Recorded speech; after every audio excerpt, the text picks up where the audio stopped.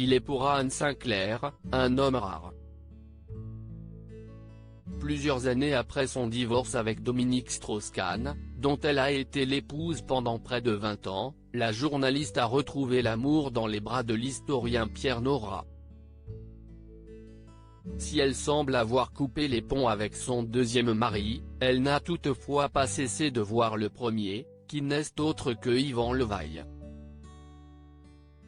CIST en 1976, alors qu'elle est au début de sa carrière, qu'elle a épousé le journaliste et animateur radio, avec qui elle a eu 2 enfants, David et Ellie.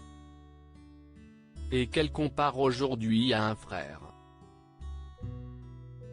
Mes parents ont été formidables, ils auraient pu préférer ce garçon BCBG, en évoquant son premier fiancé, note de la rédaction, à cet enfant de la didasque Yvan Levaille, dont je fus plus tard éprise, mais il n'en fut rien, explique-t-elle dans les colonnes de Elle, en kiosque mardi 25 mai.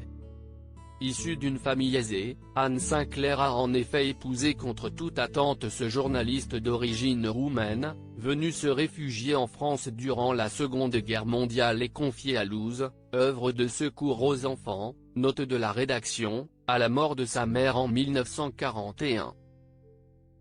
Il faut dire qu'Yvan est un homme rare, d'une immense générosité, nous sommes restés très proches, a-t-elle tendrement confié à propos de son ex-mari.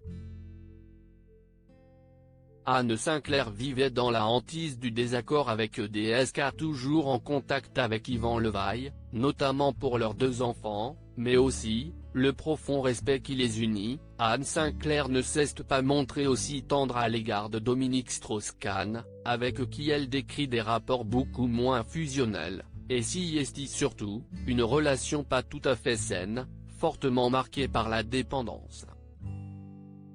J'étais avec lui dans la hantise du désaccord et la crainte de lui déplaire.